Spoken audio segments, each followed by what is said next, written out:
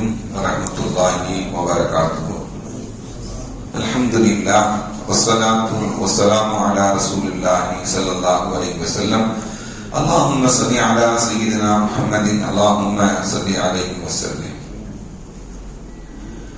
கணியத்திற்கும் மரியாதைக்கும் உரிய அல்லாஹ்வின் நல்லடியார்களே, அருமையான சகோதர பெருமக்களே, அருமை நாயகம் ஸல்லல்லாஹு அலைஹி வஸல்லம் உடைய பாக்கியம் நிறைந்த நிலமத்தமானவர்களே, அருமையானவர்களே, எந்த விஷயத்தை கேட்க இருக்கிறோமோ அந்த விஷயத்தின்படி அமல் செய்யக்கூடிய பாக்கியத்தினையும் கேட்ட விஷயங்களை பிறருக்கு தெரிவிக்கக்கூடிய பாக்கியத்தினையும் அல்லாஹ் நம் அனைவருக்கும் வழங்கிடுவார். புனிதமான ரமலானை அடைந்தோம், மீதம் இருக்கக்கூடிய நாட்களிலும் பரிபூர்ணமான ஒரு நோன்பு இன்னவரை நல்ல அமல்கள் செய்யக்கூடிய பாக்கியத்தினை தருவானாக. இந்த நல்ல நாளையில், இந்த நல்ல இடத்தில், இந்த நல்ல நேரத்தில் ஒன்று கூடியிருப்பதை போல நாளை மறுமை நாளையில் ஜன்னத்துல் ஃபிர்தௌஸில் நாம் எல்லாம் ஒன்று கூடுவதற்குரிய பாக்கியத்தினை அல்லாஹ் நம் அனைவருக்கும் தருவானாக. நாளை மறுமை நாளையில் ஸல்லல்லாஹு அலைஹி வஸல்லம் அன்பையும் ஷஃபாஅத்தையும் அரவணைப்பையும் அவருடைய கரம் பிடித்து சொர்க்கம் சொல்லக்கூடிய பாக்கியத்தினையும் அல்லாஹ் நம் அனைவருக்கும் தர முடிவானாக என்று இந்த நல்ல நேரத்தில் துஆ செய்து துவங்குகிறேன். அருமையானவர்களே,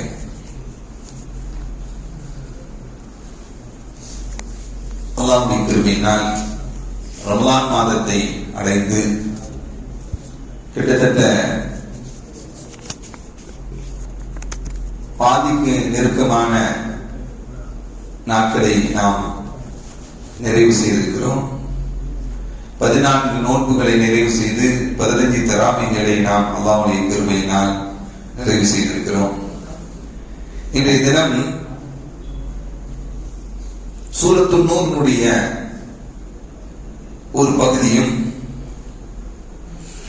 சூரத்துல் ஃபுர்கான் அப்படிங்கிற ஒரு அத்தியாயத்தினுடைய முழுமையையும் சூரத்து ஷுஆரா அப்படிங்கிற அத்தியாயத்தையும் நிறைவு செய்திருக்கிறாங்க.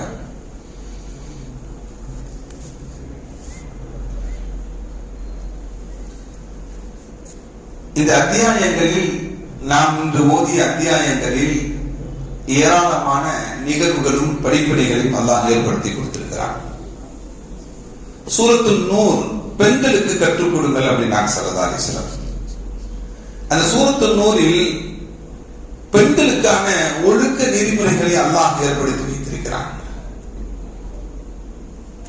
அதே போல அன்னை ஆயிஷா ரலியல்லாஹு தஆலா அவர்கள் மீது இட்டு கட்டப்பட்ட அவதூறுகளுக்கு ஒரு விடையையும் அல்லாஹ் ஏற்படுத்தி கொடுத்திருக்கிறார்.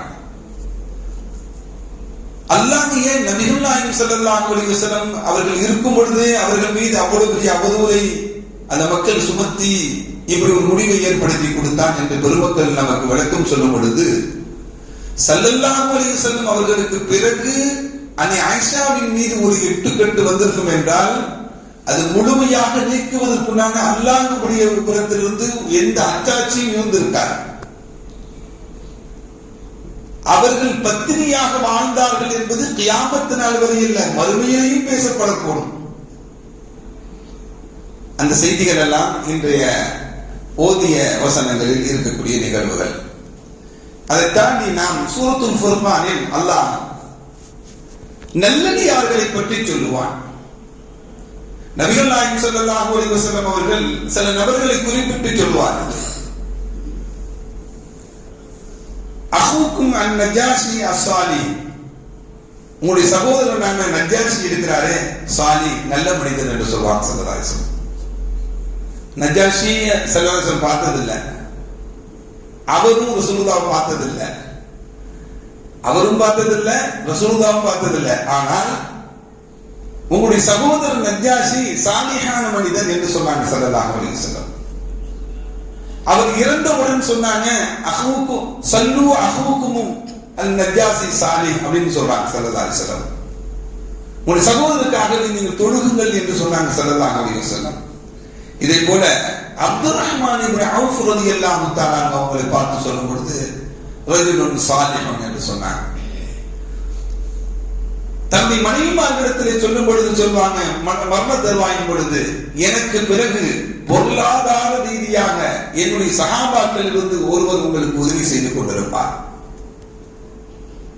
எல்லா மனைவிமார்களுக்கும் ஸல்லல்லாஹு அலைஹி வஸல்லம் வஃபாத்துக்கு பிறகு உணவுக்கு தேவையான பொருள்கள் எல்லாத்தையும் கொடுத்து வந்தார்கள். ஹஜ்ரத் அப்துர் ரஹ்மான் இப்னு அவுஃப் ரலியல்லாஹு தஆலா அன்ஹு.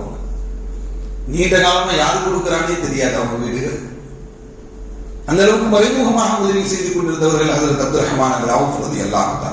இப்படி சில நல்லடியார்கள், இவர்கள் சாலிஹீன்கள், நல்லவர்கள் என்று நபிகள் நாயகம் ஸல்லல்லாஹு அலைஹி வஸல்லம் தான் வாழும் பொழுது அடையாளம் விட்டு காட்டப்பட்டவர்கள் உண்டு.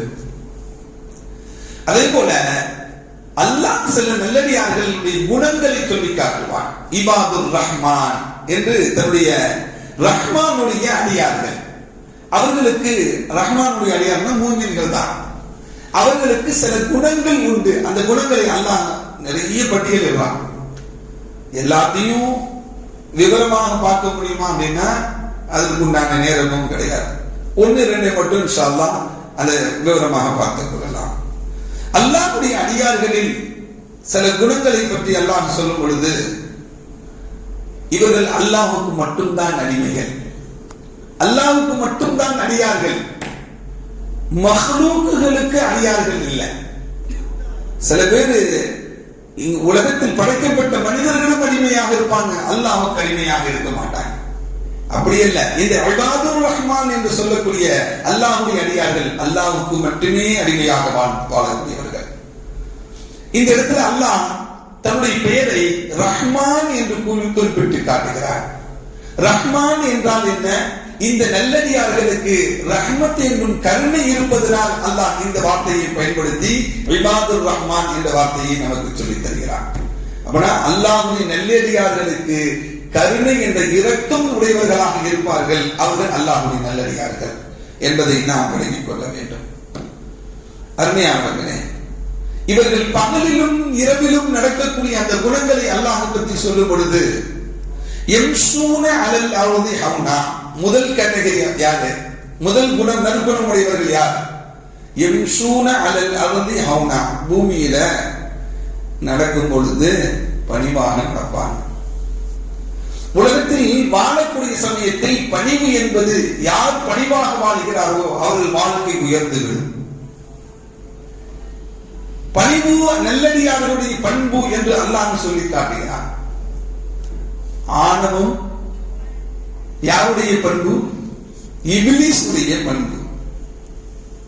அருமையானவர்களே, பெருமக்கள் நமக்கு சொல்வாங்க, பாவங்களுடைய அடிப்படை என்ன அப்படின்னா ஒரு 3 விஷயத்தை சொல்லுவாங்க.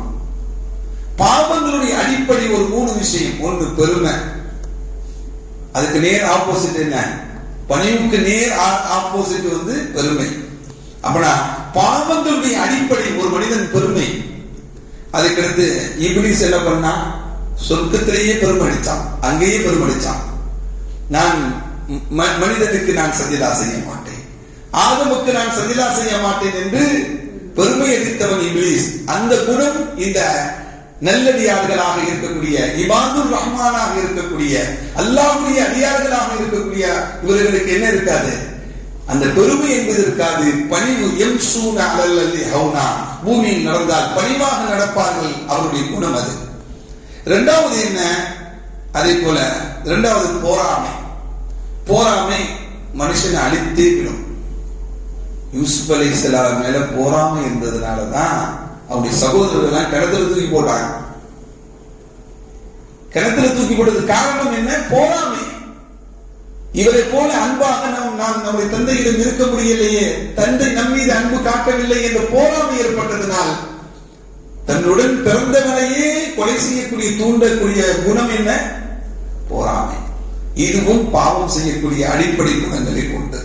3வது பேராசை. பேராசை என்பது, அருமையான பெருமக்களே, பணிவு யாரிடம் இருக்கிறதோ அவர்களுடைய வாழ்க்கை உயர்ந்துவிடும். பெருமக்கள் எல்லாம் வாழ்க்கையில் உயர்ந்த பெருமக்கள் எல்லாம் எதை அடைவதற்கும் பணிவாக தான் நடப்பாங்க. கல்வி கற்பதிலும் பணிவாக நடந்த பெருமக்கள் எல்லாம் உண்டு. இமாம் அபூ ஹனீஃபா ரஹ்மத்துல்லாஹி அலைஹி அவங்க இமாம்களிலே மிக மூத்த இமாம் யாரு? இமாம் அபூ ஹனீஃபா ரஹ்மத்துல்லாஹி அலைஹி அவங்க.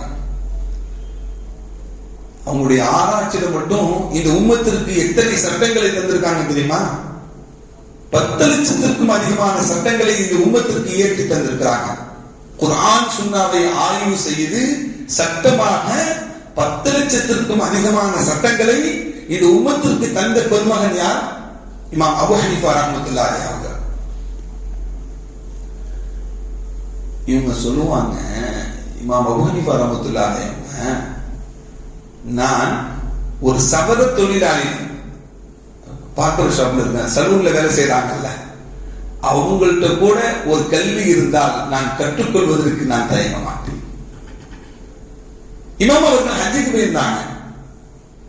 ஹஜ்ஜுக்கு போனவங்க மொட்டை போடுவாங்க. மொட்டை போடுவதற்காக வேண்டி ஒரு சலூன்ல போய் உட்கார்ந்து மொட்டை போடுறதுக்காண்டி போறாங்க. போனோடனே சலூன்ல போனோடனே என்ன பண்ணுவாங்க, எவ்வளவுங்க எத்தனை ரியால்னு கேட்பாங்க. பழக்கம் இருக்கு, இன்னும் இருக்கு. மொட்டை அடிக்கிறதுக்கு எத்தனை ரியால் அப்படின்னு கேட்பாங்க. அதே போல இமாம் அபூ ஹனீஃபா ரஹ்மத்துல்லாஹி அலைஹி போனோடனே சலூன்ல போய் கேட்டாங்க, மொட்டை அடிப்பதற்கு எவ்வளவுன்னு கேட்டாங்க. அவங்க சொன்னாங்க, சவரன் அந்த தொழிலாளி சொன்னாரு, இந்த மொட்டை அடிக்கிறது இபாதத்து, அதற்கு இவ்வளவு அவ்வளவு என்றெல்லாம் கணக்கு கிடையாது. இபாதத்திற்கு எதுவும் கால்குலேஷன் போட முடியுமா? இவ்வளவு அமௌண்ட் கொடுக்கணும்னு சொல்லி முடியுமா அப்படின்னா முடியாது. நீங்க என்ன மொட்டை அடிக்கிறதுக்கு எவ்வளவுன்னு கேட்கிறீங்களே அப்படின்னு சொல்லி அந்த தொழிலாளி சொன்னார். இதை ஒரு அவரிடமிருந்து நான் கற்றுக்கொண்டேன். மொட்டை அடிப்பது இபாதத்து என்று தெரியும், ஆனால் அதற்கு விலை பேசக்கூடாது என்பதை ஒரு தொழிலாளியிடம் இருந்து நான் கற்றுக்கொண்டேன் என்று இமாம் அபூ ஹனீஃபா ரஹ்மத்துல்லாஹி அலைஹி சொல்லுவாங்க. அதே போல இரண்டாவது சொல்லுவாங்க, மொட்டை அடிங்க ஆரம்பிக்க சொல்லி தன்னுடைய இத தலையை காமிக்கும் பொழுது அவரிடம் தலையை காமிக்கும் பொழுது இடது புறத்தை இமாம் அபூ ஹனீஃபா ரஹ்மத்துல்லாஹி அலைஹி காமிப்பார். அவர் சொல்வாரு, தலையை முடிவெட்டுவதற்கும் மொட்டை அடிப்பதற்குண்டான ஆரம்ப பகுதி வலது பகுதி. நீங்கள் இடது பகுதியை காமிக்கிறீங்களே, வலதுபுறத்திலிருந்து தான் மொட்டை அடிப்பதற்கு ஆரம்பிக்க வேண்டும் என்று இந்த முறையையும் நான் யாரிடம் கற்றுக்கொண்டேன், ஒரு சவர தொழிலாளியிடம் நான் கற்றுக்கொண்டேன் என்று இமாம் அவர்கள் நமக்கு சொல்லி காட்டுவார். அதே போல மூணாவது, நான் அவர் மொட்டை அடித்துக் கொண்டிருக்கும் பொழுது நான் அமைதியாக உட்கார்ந்திருந்தேன். நான் அமைதியாக உட்கார்ந்திருந்த சமயத்துல அவர் சொன்னாரு, இது ஹஜ்ஜி முடிஞ்ச ஐயாமு தஷ்ரீக்குடைய நாள், இவ்வளவு அமைதியாக உட்கார்ந்து இருக்கீங்க, தக்பீர் ஓதுங்க அப்படின்னு சொல்லி, தக்பீர் ஓதக்கூடிய நாட்களில் அமைதியாக இருக்கக்கூடாது, அல்லாஹ்வை தக்பீர் ஓத வேண்டும் என்ற அழகான ஒரு கல்வியை ஒரு சவர தொழிலாளியிடமிருந்து நான் கற்றுக்கொண்டேன் என்று இமாம் அபூ ஹனீஃபா ரஹ்மத்துல்லாஹி அலைஹி சொல்வார். அதே போல மொட்டை அடிச்சு முடிச்சாச்சு. மொட்டை அடிச்சு முடிஞ்ச பிறகு அவங்க பணத்தை கொடுத்துட்டு போயிட்டாங்க.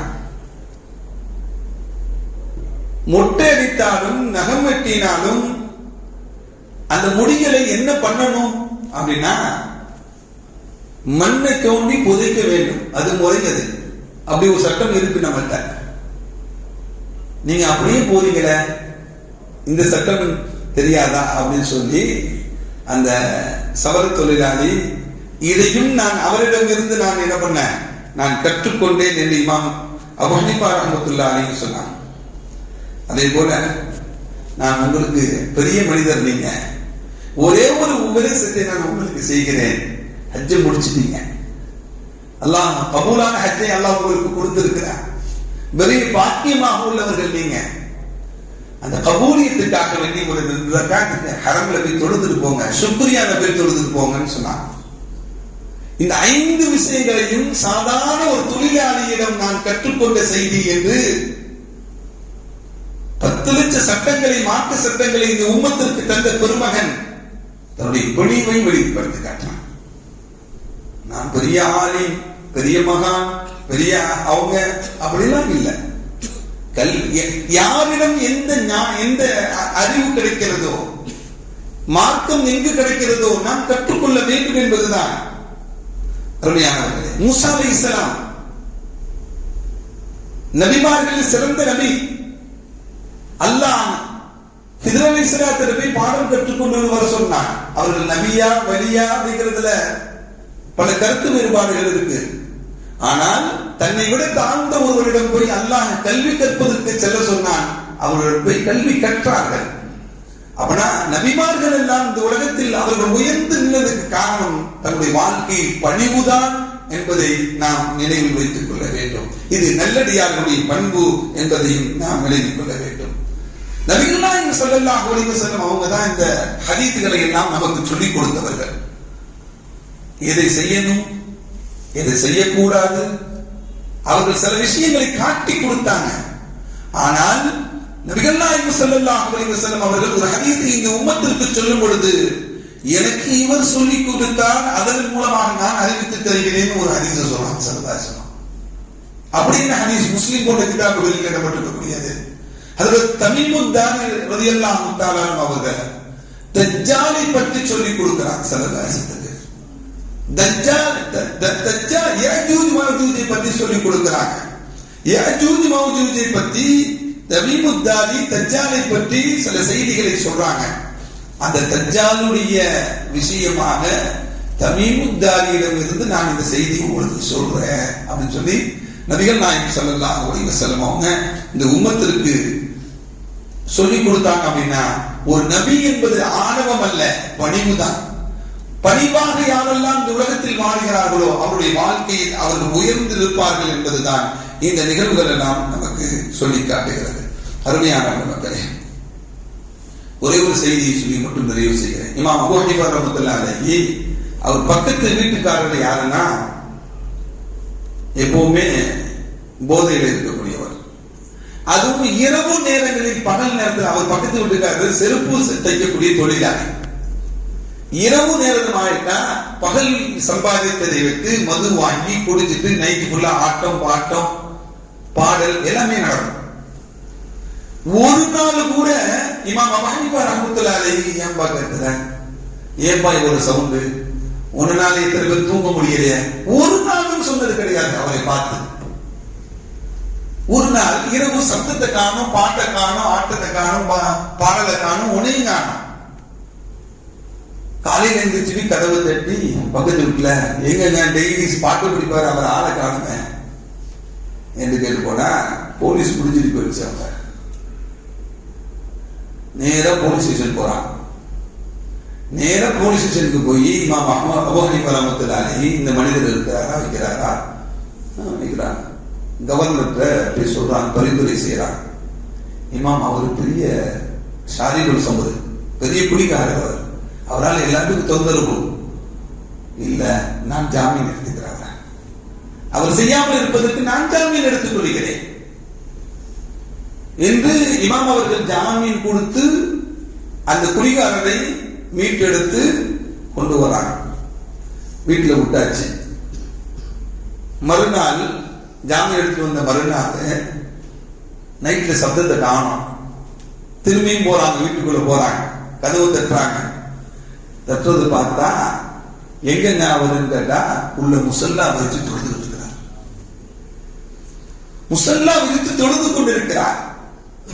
என்னப்பா இவ்வளவு பெரிய மாற்றம் ஏற்பட்டு விட்டது உனக்கு, எப்படி உனக்கு இப்படி இவ்வளவு பெரிய மாற்றம் என்று கேட்ட பொழுது, நான் பகல் முழுவதும் நான் உழைக்கிறேன், சம்பாதிக்கிறேன், நான் செருப்பு தூக்கக்கூடிய தொழிலாளியாக இருப்பதனால் என்னை யாருமே கண்டுக்கிறதில்ல, என்னை எதுவும் கூட கண்டுக்கிறதில்ல. எனக்கு நிறைய கவலைகளும் பிரச்சனைகளும் இருக்கு. அதையெல்லாம் தீர்த்துக் கொள்வதற்கு தான் நான் குடித்துக் கொள்கிறேன், வேற எந்த காரணமும் கிடையாது. இந்த சாதாரண செருப்பு தைக்கக்கூடிய ஒரு தொழிலாளி இவ்வளவு இமாம் என்னை வந்து ஜாமீன் எடுத்து வெளியே கொண்டு வந்தீங்கன்னா உங்களுடைய உள்ளத்தில் இவ்வளவு பெரிய அந்தஸ்து எனக்கு இருக்கிறது என்றால் உங்களுடைய கண்ணியத்தையும் மரியாதையும் நான் நினைத்துக் கொண்டு அல்லாஹ் நம்மளை உயர்வாதான் வச்சிருக்கிறான், எந்த இடத்துலையும் தாழ்வா வைக்கல. இவ்வளவு பெரிய இமாமுடைய உள்ளத்தில் நாம் குடிக்கொண்டு இருக்கிறோம் அப்படின்னா அல்லாஹ் நம்மளை யாரும் என்ன பண்ணல, தாழ்வாக வைக்கல, அல்லாஹ் உயர்வாதான் வச்சிருக்கிறான். அந்த ரொம்ப வணங்க ஆரம்பிச்சதுன்னு சொல்லி என்னுடைய பழக்கத்தெல்லாம் விட்டு நான் தொழுக ஆரம்பிச்சிட்டேன்னு சொன்னான்.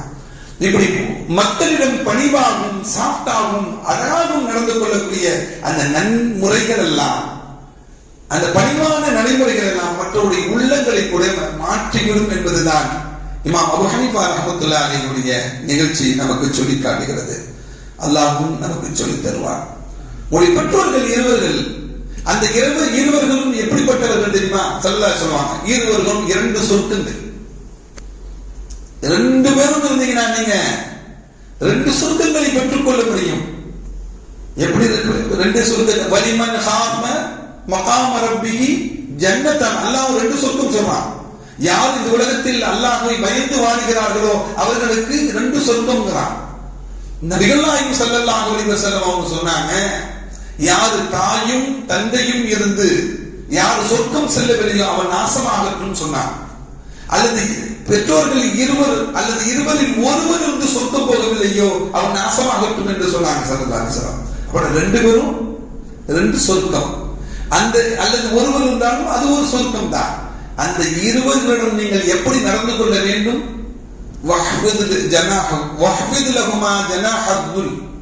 அவர்களிடம் நீங்கள் உங்கள் இறக்கைகளை தாழ்ந்து பணிவாக நடந்து கொள்ள வேண்டும் என்று அல்லாஹ் சொல்லி காட்டுகிறார். அப்படின்னா என்ன? இன்னைக்கு பெற்றோர்கள்ட்ட எப்படி பேசுறோம்?